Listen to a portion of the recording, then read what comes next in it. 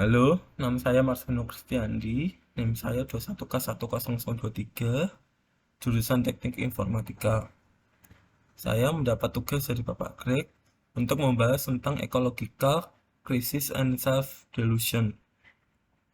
Ecological crisis atau krisis ekologi adalah kerusakan alam akibat dari kebodohan manusia. Menurut William, sektor pembangunanlah yang paling bertanggung jawab untuk membuat kerusakan ini.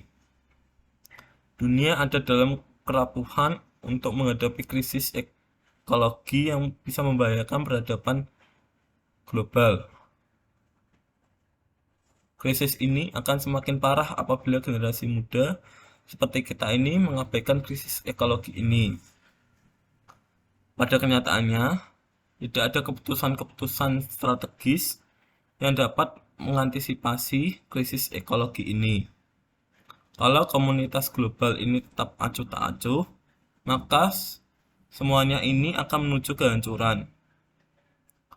Pabrik-pabrik kapitalisme yang dibiarkan saja semakin memperburuk keadaan ini. Kita seolah-olah membiarkan semua ini terjadi. Perlu adanya perubahan perilaku untuk dapat memperbaiki situasi ini.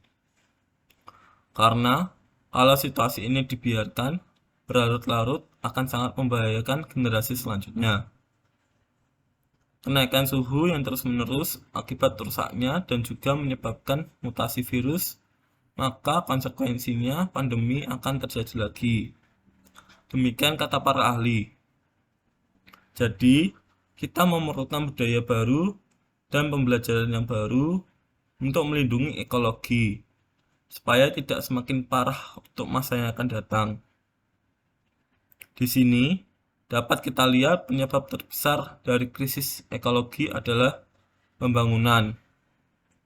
Nah, pembangunan secara besar-besaran dan terus-menerus akan menyebabkan sumber daya alam habis. Misalkan kayu. Penggunaan kayu secara besar-besaran akan menyebabkan habisnya kayu. Belum lagi, banyak pabrik yang dibangun menyebabkan limbah, air tercemar, udara yang tercemar karena cerobong asap pabrik, dan lain sebagainya. Manusia cenderung memikirkan keuntungan jangka pendek saja. Kekayaan, kemewahan, ini yang dominan dalam pemikiran manusia. Mereka tidak memikirkan dampak di masa yang akan datang. Delusi adalah seseorang yang menganggap bahwa pemikirannya bertujuan baik dan selalu benar. Tetapi pada kenyataannya sebenarnya pemikiran tersebut salah atau tidak baik. Banyak pemimpin negara yang meremehkan dan menganggap bahwa krisis ekologi itu bukan problem yang berat. Kenapa bisa begitu? Karena mereka mempunyai kepentingan ekonominya dan kepentingan dirinya sendiri.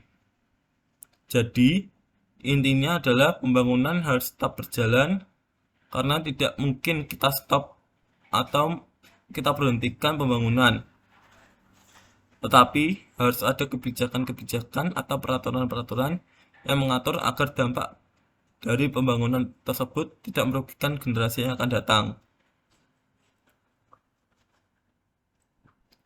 Hal ini sesuai dengan Kitab Ulangan ayat 20 pasal 19 yang bunyinya, apabila dalam memerangi suatu kota, engkau lama mengepungnya untuk direbut, maka tidak boleh engkau merusak pohon-pohon sekelilingnya dengan menggunakan kapak kepadanya.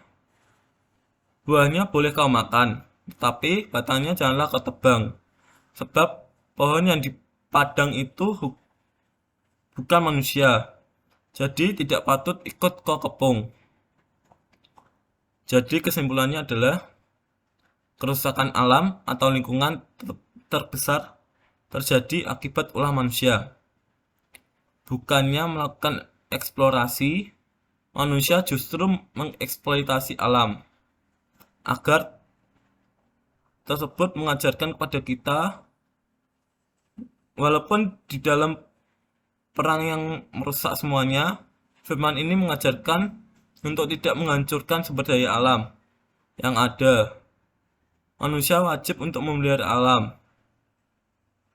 Ada beberapa cara yang mungkin bisa menekan krisis ekologi ini. Misalnya, yang pertama, mengurangi dampak perubahan iklim dengan menekan emisi gas rumah kaca dan bersikap melakukan mitigasi perubahan iklim.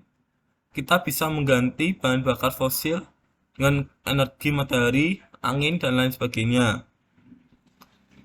Yang kedua, melindungi ekosistem alami dan manfaat dari upaya pencegahan peningkatan keasaman air laut, eksploitasi, perikanan, dan alih guna hutan. 3. Mengurangi dan mencegah pelepasan bahan kimia beracun ke lingkungan melalui penciptaan regulasi dan pengembangan produk-produk kimia. Baru melahirkan riset ilmiah yang lebih ramah lingkungan. 4. Menjaga kualitas air bersih untuk memenuhi kebutuhan masyarakat. 5. Mengurangi eksploitasi sumber daya alam terutama di negara maju dengan cara merubah perilaku konsumsi yang lebih ramah lingkungan. Jadi, saya tutup dengan kutipan dari Mahatma Gandhi, yaitu dunia ini cukup untuk memenuhi kebutuhan semua orang, namun tidak cukup untuk keserakahan setiap orang. Sekian dari saya, terima kasih.